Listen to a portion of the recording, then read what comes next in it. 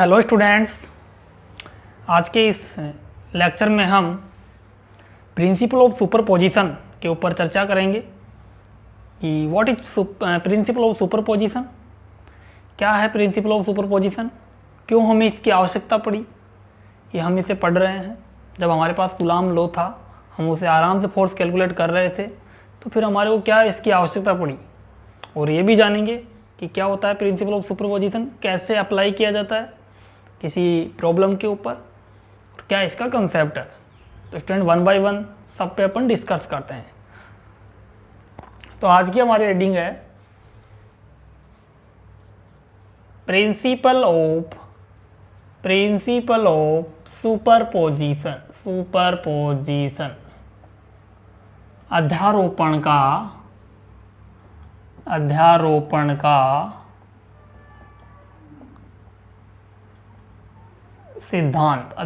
का सिद्धांत, या इसकी दूसरा नाम और भी होता है फोर्स अमंग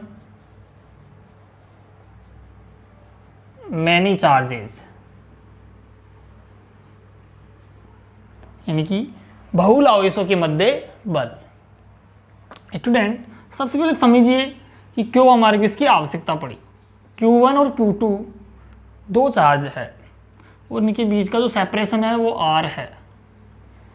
तो हमारे पास कूलाम फोर्स से हम डायरेक्ट कैलकुलेट कर लेते थे Q1 Q2 upon R square, इसका फोर्स हम डायरेक्ट कैलकुलेट कर लेते थे। लेकिन स्टूडेंट यदि हम कोई तीसरा चार्ज और Q यहाँ पर रख दे, तो अब स्टूडेंट कूलाम लॉ से आप डायरेक्टली कैसे फाइंड करोगे। हालांकि लगेगा तो कूलाम लॉ ही, लेकिन इस कंडीशन में जब तीन चार्ज हो गए तो इस कंडीशन में हमें अध्यारोपण का सिद्धांत अप्लाई करना पड़ता है, जिससे हम रिजल्टेंट परिणामी फोर्स ज्ञात करते हैं। ऐसे स्टूडेंट मान लीजिए Q0 एक कोई चार्ज है, इसके अराउंड में बहुत सारे Q1, Q2, Q3, Qn बहुत सारे चार्जेज है। बीच की दूरी इनकी R01, इसकी R02, R03 और इसकी R0n। Q0 और Q1 पर फोर्स कूलाम नियम से फाइंड करेंगे तो इसकी डायरेक्शन ये होगी F01 वेक्टर। ऐसे Q2 पर जाएंगे तो F02 वेक्टर, ऐसे Q3 पे देखेंगे तो F03 वेक्टर और Qn पे F0n वेक्टर। तो स्टूडेंट हमने यहाँ वेक्टर इसलिए लगाया क्योंकि फोर्स एक वेक्टर राशि है, वेक्टर क्वांटिटी है और वेक्टर की हमें डायरेक्शन दिखानी पड़ेगी। समझ रहे हो।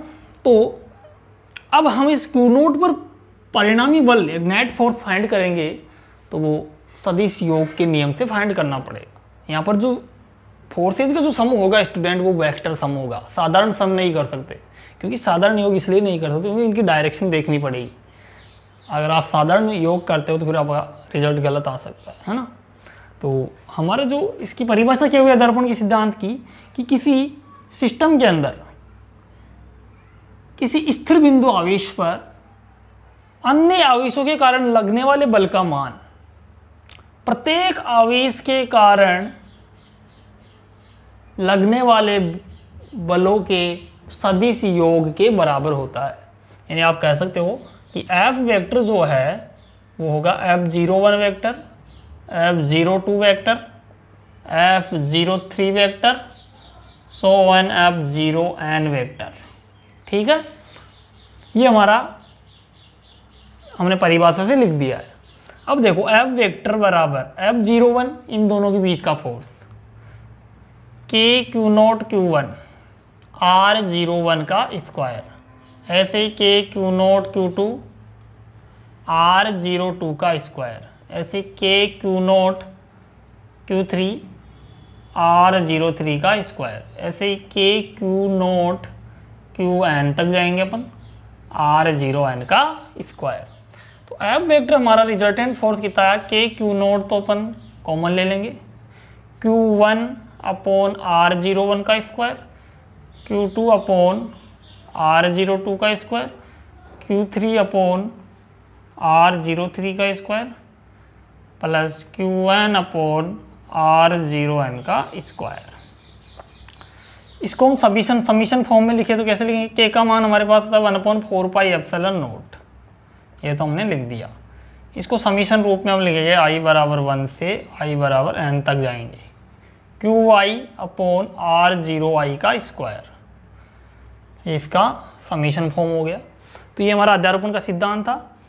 हमने जान लिया कि अध्यारोपण सिद्धांत कब कार्य करता है, जब बहुत सारे n चार्जेस का सिस्टम हो और उसमें हमें परिणामी फोर्स ज्ञात करना हो किसी एक चार्ज पर अन्य आवेशों के कारण, तो उस समय हम अध्यारोपण के सिद्धांत को अप्लाई करते हैं। क्योंकि student, electrostatic force are two body interaction, ये दो बॉडी के बीच में ही कार्य करता है। आप वहाँ पर कोई तीसरा चार्ज रखोगे तो उसका कोई इफेक्ट नहीं पड़ने वाला। कूलाम का नियम में भी स्पेसिफिक बात थी कि आप दो चार्जेस के बीच फोर्स कैलकुलेट कर रहे हैं तो आप तीसरे चार्ज पे वहाँ कैप्ट करते हो उस तीसरे चार्ज को, तो वहाँ उस पर कोई इफेक्ट नहीं पड़ेगा। इसीलिए हम यहाँ पर अध्यारोपण का सिद्धांत लगा सकते हैं कूलाम के नियम में, है ना। कूलाम के नियम में अध्यारोपण का सिद्धांत काम करते हैं कि सबके बीच आप कूलाम्बियन फोर्स फाइंड कर सकते हो। ठीक है, जब आप इन दोनों के बीच कूलाम्बियन फोर्स फाइंड कर रहे हो तो अदर चार्जेस का कोई इफेक्ट नहीं पड़ेगा। ठीक है, इस पर सबके कारण आप कूलाम्बियन फोर्स फाइंड करो। नेट रिजल्ट कैसे निकालोगे? नेट फोर्स सबका वेक्टर सम करोगे सभी फोर्सेज का ना। यही हमारा अध्यारोपण का सिद्धांत है। इसमें एक स्पेशल बात और बता देता हूँ, मैं यहाँ लिख देता हूँ उसको, मैं नोट लगा के जो भी मैंने बोली है वही भी लिखूँगा कि प्रिंसिपल ऑफ सुपरपोजिशन में दो चार्जेस के बीच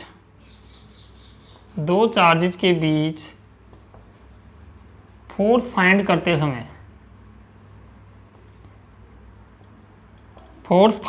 समय अन्य चार्जेस पर कोई फर्क नहीं पड़ता है। ये स्पेशली आपको माइंड में रखना है स्टूडेंट, है ना। एक चीज और लिख लो, एक नोट और लगाओ और उसमें लिखो परिणामी फोर्स ज्ञात करते समय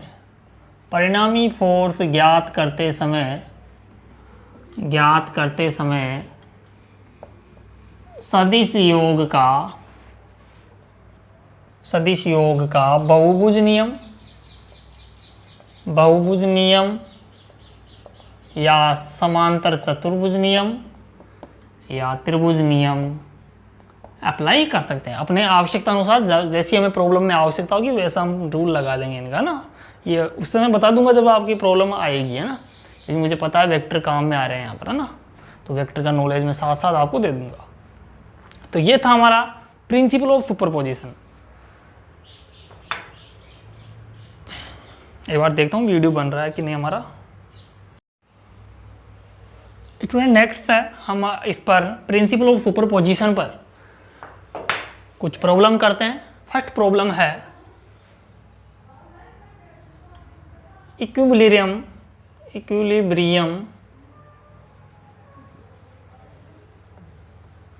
कंडीशन बेस्ड न्यूमेरिकल।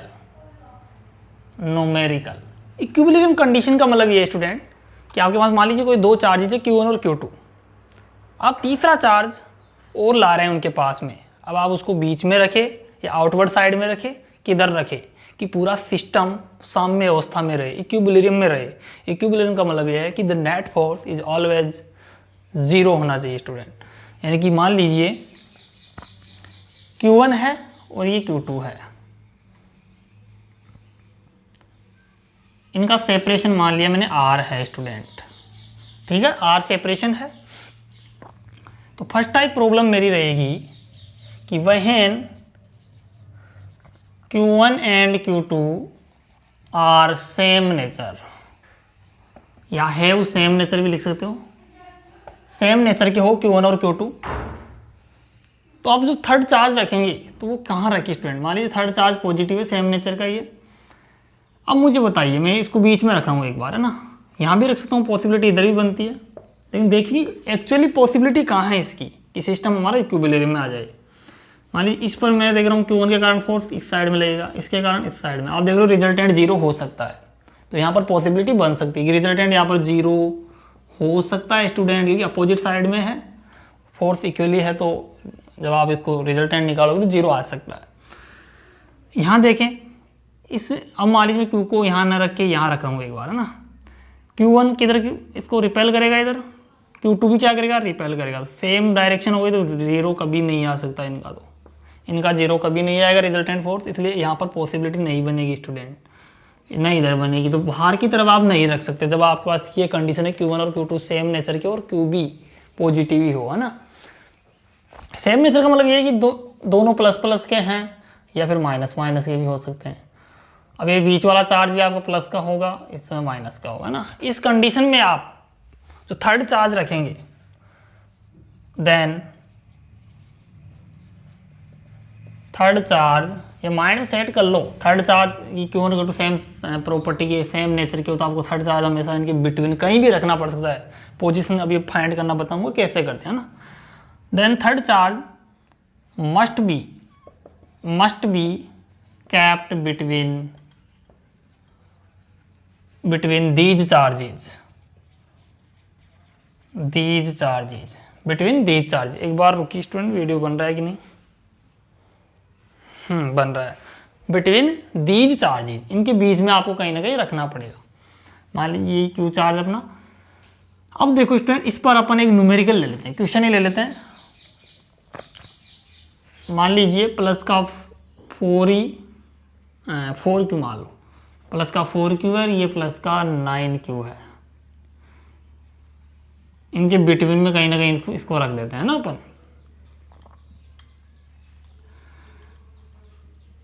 और ये चार्ज मान लीजिए अपना कोई भी small Q capital Q charge है ना। अब पॉजिटिव है, इस पर इधर रिपेल करेगा, इसको ये रिपेल इधर। मान लीजिए इन दोनों के बीच का फोर्स F1 है, इन दोनों के बीच का F2 है। अब स्टूडेंट एक बार मैं आपको सिंपल मेथड बता रहा हूँ, फिर इस पर एक ट्रिक बताऊंगा, ट्रिक से आप जल्दी से कर लोगे।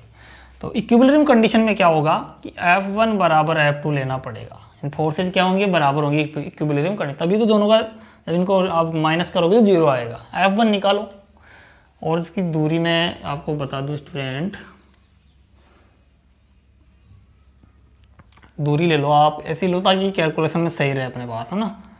आप दूरी ले लो इनकी, क्योंकि अपने पास आएगा 2 इसका 5 है ना,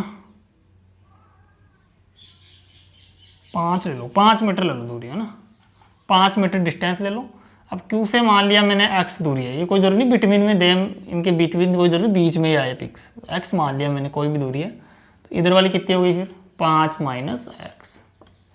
अब कूलम्बियन फोर्स निकालो, F1 बताओ, K 4Q upon x square, इधर बताओ KQ 9Q और 5 माइनस x का स्क्वायर। K का वैल्यू मत रखा करो यहाँ पर, K डायरेक्ट कैंसिल हो जाएगा, Q भी जा रहे हैं देखो, 4/x स्क्वायर और ये बच गया 9/5 माइनस x स्क्वायर। कितना आएगा यहाँ से बताओ, 4/x 3/5 माइनस x कितना आएगा बताओ।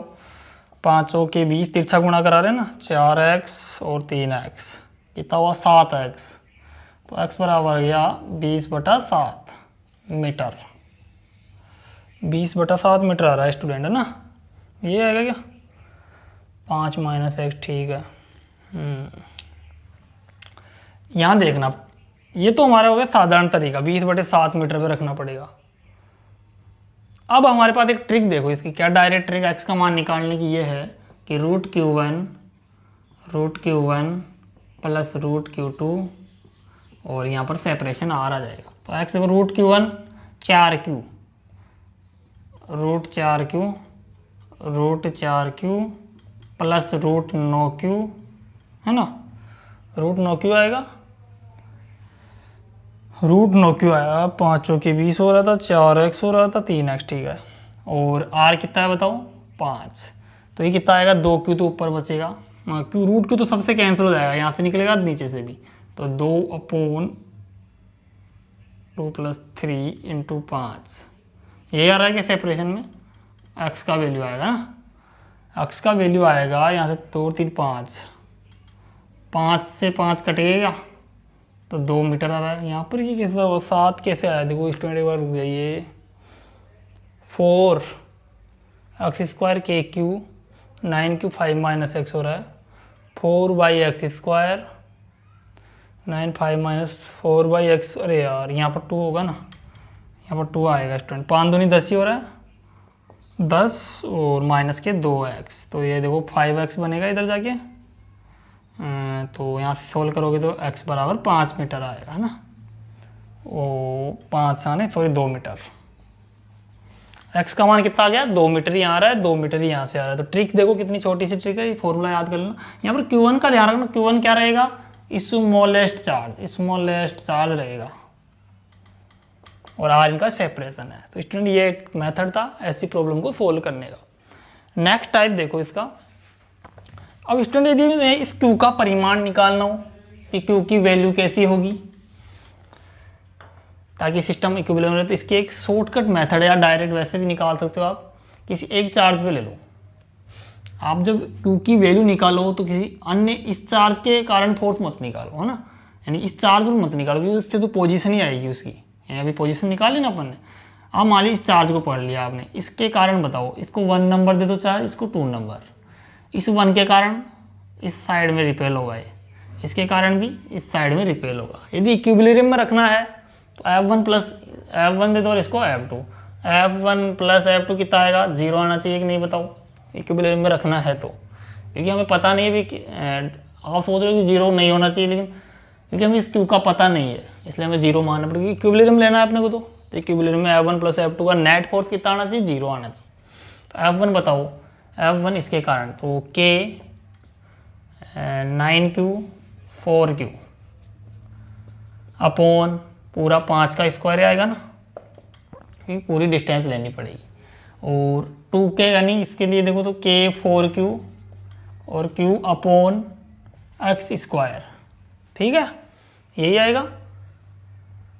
x का वैल्यू आ गया ना अपने पास, x का वैल्यू कितना निकाला था अपन ने, 2, तो 2 रख दो यहाँ पर बराबर 0। यहाँ से देखो K से K कट जाएगा, Q ये भी कट जाएगा, और क्या कटेगा, 4 भी कट जाएगा उधर जाके, है ना, तो 9/25 बचेगा इधर। तो Q किससे काट रहे हो भाई, ये Q तो नहीं कटेगा, 9Q आएगा यहाँ, 9 एक Q बचेगा ना, 9Q बच जाएगा, 25 प्लस यहाँ देखो Q/4 आ गया 0।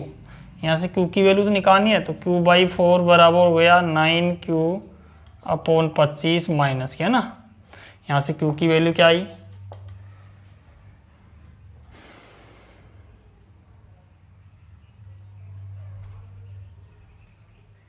इसकी आ गई Q की वैल्यू आ गई -36 Q/25। ये इस Q का वैल्यू, मैग्नीट्यूड लेंगे परिमाण लेंगे तो माइनस हट जाएगा, ये चार्ज यहाँ पर कैप्ट करना पड़ेगा आपको, तब जाके आपका ये सिस्टम इक्विलिब्रियम में हो जाएगा स्टूडेंट। यदि आपको पोजीशन ही पूछे चार्ज की तो केवल इतना ही करना है, वो पूछे चार्ज का परिमाण में ये भी उसका एक्चुअली वैल्यू भी बताओ, तो फिर आपको ये करना पड़ेगा। एक बार देखता हूँ वीडियो बन रहा है कि नहीं, बन रहा है स्टूडेंट। तो इस प्रकार से आप कर सकते हैं स्टूडेंट, ये हमारा प्रॉब्लम था। इसके लिए भी एक ट्रिक है स्टूडेंट, देखते हैं ट्रिक काम करती है क्या। ट्रिक यह है Q minus Q1 Q2 upon root Q1 root Q2 का होल स्क्वायर। Q1 Q2 कितना है, 9 चौक 36 Q स्क्वायर हो जाएगा, माइनस रूट Q1 4Q, तो 2 रूट Q 3 रूट Q आ जाएगा वहाँ से, है ना, रखोगे तो स्क्वायर करोगे तो वही आएगा 5 का 25, सही है, 36 Q/25 आ रहा है। तो स्टूडेंट ये एक ट्रिक है, ये फॉर्मूला आप याद कर लें, डायरेक्ट ट्रिक से भी आप Q की वैल्यू फाइंड कर सकते हैं। नेक्स्ट प्रॉब्लम देखते हैं, एक बार रुकिए। प्रॉब्लम है स्टूडेंट,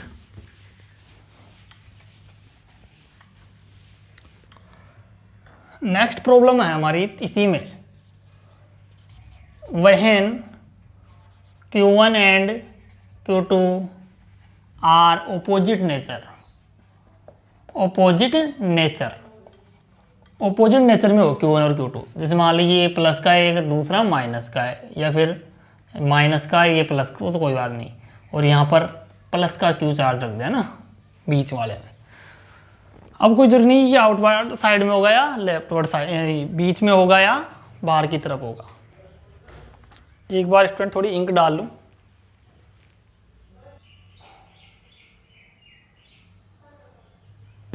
देखिए प्लस का है और ये माइनस का। अब क्वेश्चन ले लेते हैं अपन एक, या फिर पहले इसका कंसेप्ट समझो कि थर्ड चार्ज को आपको कहाँ रखना पड़ेगा। Q1 है, Q1 को मैंने प्लस का मान लिया, इसको माइनस का मान लिया ना, आप किसी को भी मान लो। अब हम थर्ड चार्ज को ला रहे हैं, एक बार मान लीजिए मैंने बीच में रखा इनको, सेपरेशन वही R है। अब बीच में रखा स्टूडेंट आपने, तो आप मुझे बताइए ये किधर फोर्स लगाएगा, इसको अपनी तरफ अट्रैक्ट करेगा, इसका बताइए पहले। ये रिपेल कर रहा है ना, ये भी इसको अपनी तरफ बुलाएगा, अट्रैक्ट करेगा। तो यहाँ तो रिजल्टेंट फोर्स कभी जीरो हो ही नहीं सकता। हो सकता है क्या? नहीं हो सकता है। तो इसलिए बीच में तो पॉसिबिलिटी इसकी बनती ही नहीं है स्टूडेंट। अब इसकी पॉसिबिलिटी आउटवर्ड साइड में बनेगी। देख लो कैसे, यहाँ पर रख के देखो प्लस क्यू को, ये क्या करेगा, इसको रिपेल करेगा, वो क्या करेगा, माइनस वाला इसको अपनी तरफ खींचेगा। तो देखिए यहाँ पर रिजल्टेंट फोर्स जीरो होने की संभावना है। ये इधर भी ऐसे ही जीरो हो सकता है।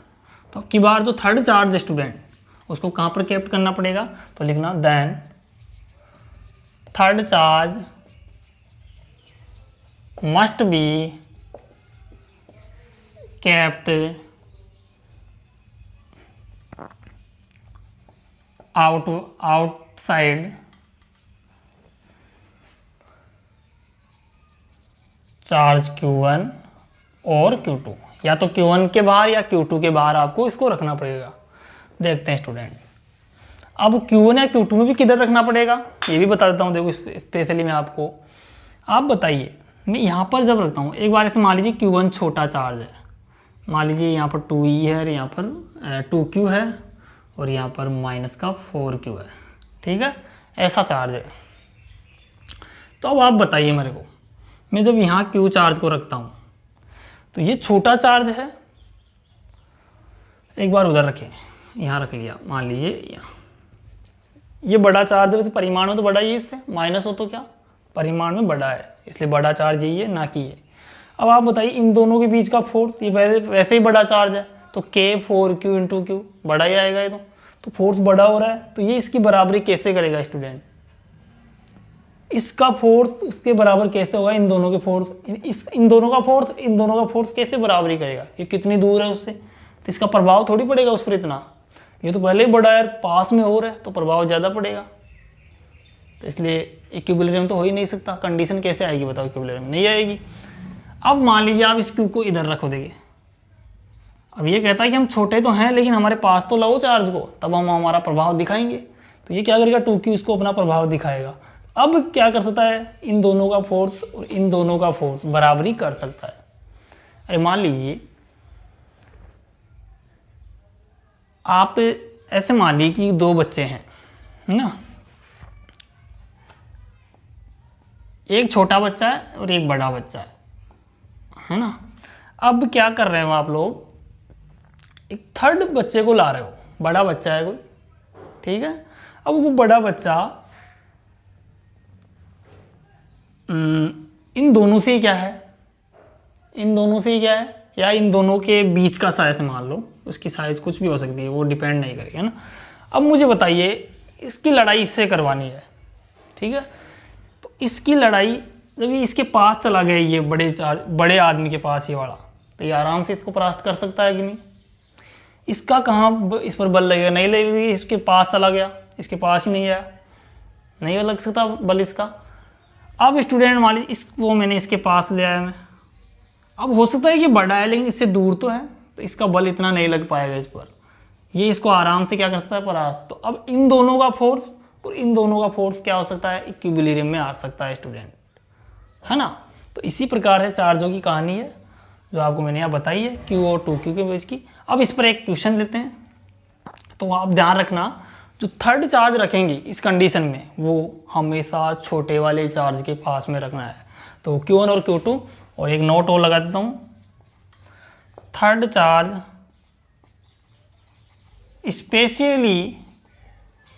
Specially kept near to smallest charge, छोटे वाले चार्ज के पास हमेशा रखना, तभी फोर्स को बराबरी कर सकते हैं वो दोनों, है ना। अब इस पर एक न्यूमेरिकल लेते हैं, न्यूमेरिकल देगी, +4 ही है, एक +9 माइनस का 9 ई है, या क्यू मान लो। थर्ड चार्ज आपको पता है आउटवर्ड साइड में रखना पड़ेगा, और मैंने क्यू चार्ज रखा है प्लस का ना, और डायरेक्शन अभी बताई थी, ऐसे हो गया ना, ये F1 मान लो और ये F2 मान लो। तो F1 बराबर वही F2 होगा, क्या होगा कि स्टूडेंट F1 बराबर F2 हो जाएगा। F1 मान लीजिए इन दोनों के बीच का है, हाँ ये इसको रिपेल करेगा ना। F1 है KQ 4Q, और डिस्टेंस कितनी माने, x मान लेते हैं, x मान लेते हैं ना, और ये सेपरेशन कितना है यहाँ से 4Q का, इसका मान लो 4 मीटर मान लो। अब देखो k और x स्क्वायर हो गया, k q और 9q, परिमाण ले रहे हैं और प्लस माइनस नहीं ले रहे चार्ज का। ये कितनी टोटल 4 + x, तो बताओ कितना होगा। q से q चले जाएंगे, देखो k से k भी चला गया, 4/x², q/4 + x², बताओ कितना का 2/x बराबर 3/4 + x। मल्टीप्लाई कराओ, देखिए 8 + 2x 3x कितना आएगा यहाँ से, ये x बराबर आ गया 8 मीटर। x बराबर कितना आ रहा है, ये कितना हुआ, 3x में 2x जाएगा, 4 दूनी 8, 2x 3x, plus minus low यहाँ पर, ठीक है, प्लस माइनस लेते हुए करते हैं स्टूडेंट। देखिए एक बार इसको, यहाँ पर प्लस की वैल्यू ले रहे हैं, देखो 8 मीटर आ रहा है, 8 मीटर कहाँ होगा बताओ, नहीं हो सकता x का वैल्यू 8 मीटर। एक बार इसकी एक ट्रिक है, ट्रिक से भी देख लेते हैं इसको एक बार अपन। x बराबर √Q1 -√Q2 का स्क्वायर इंटू सेपरेशन 4 आ जाएगा, नहीं आ रहा है ना। √Q1 में डालो 4Q रूट में आ गया, √4Q √9Q, यहाँ भी परिमाण ही लेना है, और इंटू 4। तो देखो Q तो ऊपर से ऊपर कट जाएगा, तो 2 ऊपर बचेगा, 2 - 3 इंटू 4, माइनस के 8 मीटर आ रहा है स्टूडेंट। देख लो 2 में से 3 गया तो माइनस का 1 बचेगा, 4 माइनस का 8 मीटर आएगा यहाँ पर। अब यहाँ देखो प्लस का लेने पर आ रहा है x बराबर 8, तो ये तो हो ही नहीं सकता स्टूडेंट, x बराबर 8 मीटर कहाँ होगा, नहीं हो सकता ना। क्यों नहीं हो सकता वो भी देख लो, यहाँ रख के देखो x बराबर 8, आप 4 + x 4 8 कितनी हो गई, 12 मीटर हो रही है। और यहाँ भी रखो, 4 को रखो यहाँ पर, कितना हो रहा है 16। फोर्थ देखना आप कभी भी बराबर नहीं आ पाएगा, है ना स्टूडेंट। ये हमारी प्रॉब्लम है। अगला क्वेश्चन था, अभी मैंने इसका आपको नोट वगैरह लिखा दिया है। अब देखें इसके आप डायरेक्ट ट्रिक से ही कर लो इसको। x बराबर √Q1 -√Q2 का whole square into separation r। x कितनी आएगी पोजीशन बताओ, 4Q √4Q √9Q into r कितनी है 4। तो x बराबर बताओ 2 -3 इंटू 4 कितना आ रहा है, 2 में से 3 गया तो -1, तो -8 मीटर डिस्टेंस आ गई। तो x का वैल्यू कितना आया, -8 मीटर। तो पोजीशन है -8 मीटर इधर की तरफ, है ना, +4Q से। ठीक है स्टूडेंट। अब देखें और आपको बताओ -9Q से कितनी दूरी हो गई, वो देख लो। टोटल 8 मीटर प्लस प्लस का 4 मीटर, कितना माइनस का 4 मीटर दूरी पर रहेगा। कितना रहेगा, माइनस का 4 मीटर दूरी पर। तो ये हमारा क्वेश्चन था, ये हमारी प्रॉब्लम थी स्टूडेंट इक्विलिब्रियम कंडीशन पर। नेक्स्ट प्रॉब्लम लेते हैं आप अपन, कुछ अदर प्रॉब्लम और करते हैं कूलॉम्स लॉ पर। कुछ स्पेशल प्रॉब्लम देखें। मान लीजिए स्टूडेंट एक्स एक्स पर ये 0 मीटर है, 2 मीटर, 4 मीटर, ये कुछ डिस्टेंस है 6 मीटर और 8 मीटर। सब पर 2 माइक्रो कूलाम का चार्ज कैप्ट किया गया, प्लेस किया गया है 2 माइक्रो कूलाम का। अब आपको 2 मीटर पर रखे हुए 2 माइक्रो कूलाम चार्ज पर इन सभी के कारण फोर्स कैलकुलेट करना है। तो यहाँ पर सुपरपोजिशन प्रिंसिपल काम में आएगा। तो देखिए स्टूडेंट,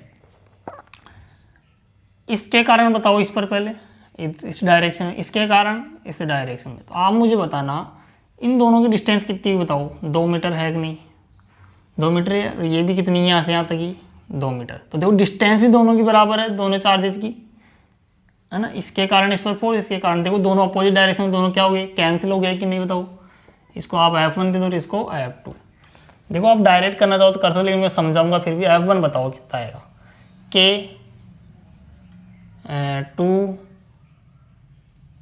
2 इंटू 2 आएगा ना 2 बार, और 10 की पावर -6 इसकी, 10 की पावर -6 इसकी, 10 की पावर -12, और R स्क्वायर कितना है, 4 जो है 2 का स्क्वायर, ऐसे लिख लो। ऐसे F2 बताओ,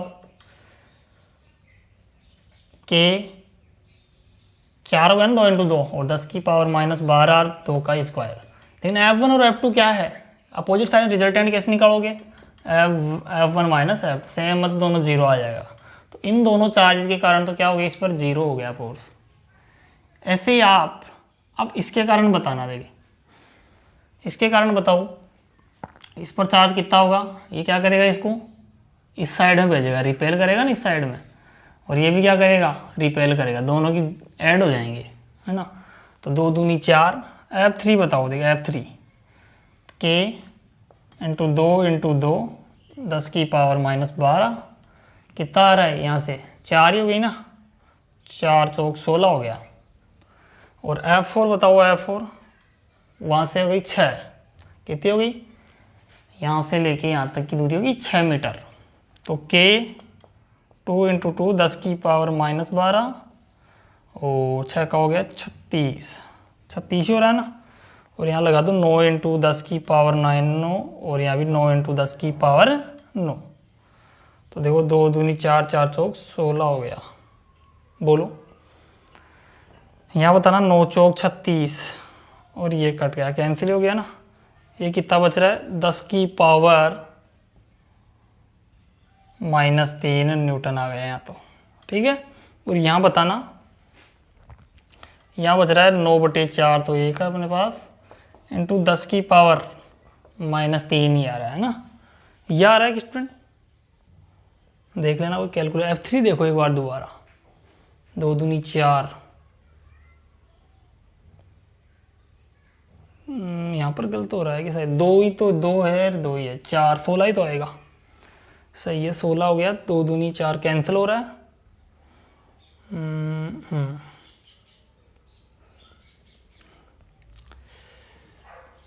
सही है एकदम। फिर आंसर, एक बार आंसर मैच कराता हूँ, कितना आंसर आ रहा है इसका।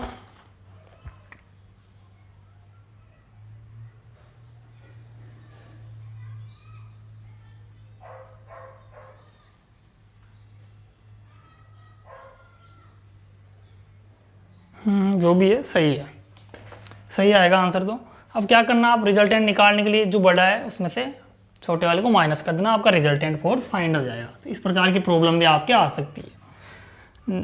और आपको डायरेक्शन दिखाने के लिए आप लिख देना विपरीत दिशा में एक्सेस की, तो -i केप लगा देना जब आप लास्ट में फाइनल रिजल्ट फाइंड करो। यहाँ पर एक बार देखता हूँ वीडियो बन रहा है कि नहीं।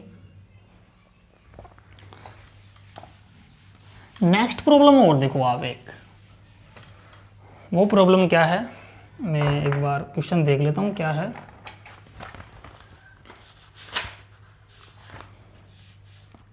प्रॉब्लम यह है कि x है आपके पास ऐसे ही, और ये 1 मीटर, 2 मीटर,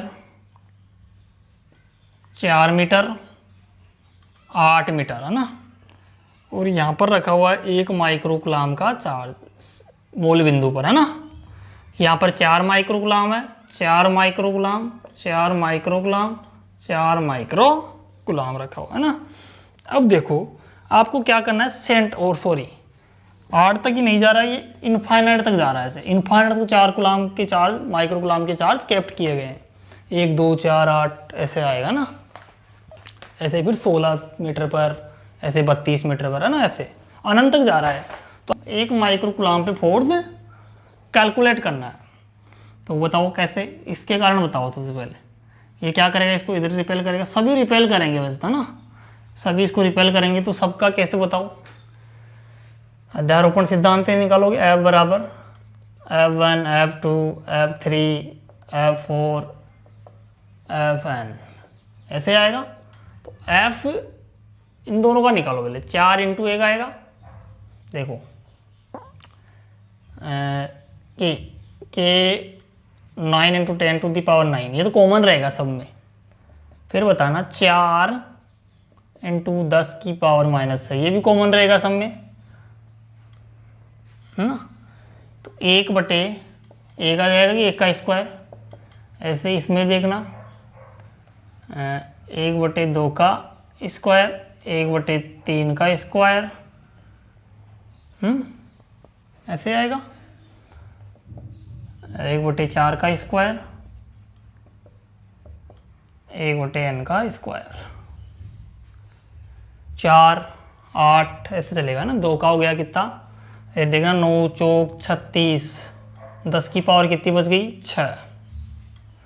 यहाँ बताना 1/1 1/4 1/4 सॉरी 4 का स्क्वायर, फिर 8 का स्क्वायर है नहीं, है ना, ऐसे चलेगा। और यहाँ पर आ जाएगा 1/16, 4 दूनी 2 का हो गया 4, 4 का हो गया 16 ही हो रहा है ना। 1/64, 1 2 4 6, हाँ सही है। अब देखो स्टूडेंट, यहाँ पर कितने का क्या आ रहा है बताओ। ये क्या है, गुणोत्तर श्रेणी बन रही है। क्या बन रही है, गुणोत्तर श्रेणी। देखो कैसे, 4 4 चौक 16, 16 चौका 64, 64 चौका, यानी 4 4 का क्या आ रहा है, 1/4 क्या है, यहाँ पर सारा अंतर है। तो यहाँ पर r बराबर कितना है, 1/4 है। तो 36 इंटू 10 की पावर 6। इस गुणोत्तर श्रेणी का जो फॉर्मूला होता है वो ये होता है a/1 r। और -i केप क्यों लगा रहा हूँ बताओ, ये सब विपरीत डायरेक्शन में, एक्स की विपरीत डायरेक्शन में है। ये मैथमेटिकली कैलकुलेशन है जो आप कर सकते हैं। 36 इंटू 10 की पावर 3, ए का वैल्यू है 1, 1/1 का मतलब 1 ही, वो प्रथम पद। 1 - 1/4 -i केप। 36 इंटू 10 की पावर 3, 4 एकम 4, 1 3, 3/4 4/3 हो गया। 12 12 चौक 48, 48 इंटू 10 की पावर 3 -i केप न्यूटन। ये कंप्लीट आपकी प्रॉब्लम है।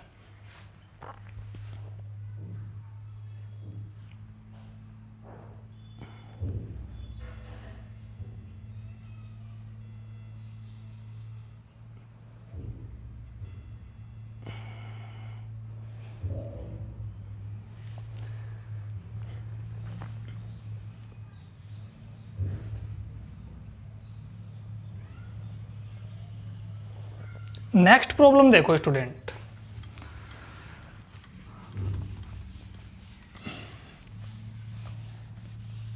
आज की वीडियो में अपन इतना ही करते हैं स्टूडेंट।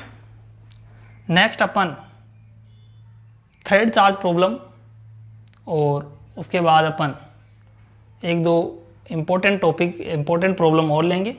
फिर हम हमारा कूलम्ब लॉ और अध्यारोपण सिद्धांत का ये टॉपिक कंप्लीट हो जाएगा। नेक्स्ट उससे आगे वाले वीडियो में पर फर्दर टॉपिक स्टार्ट करेंगे। Thank you for watching this video and please like share and comment करें दोस्तों, अपने फ्रेंड सर्किल में इसको शेयर करें। Thank you for watching this video.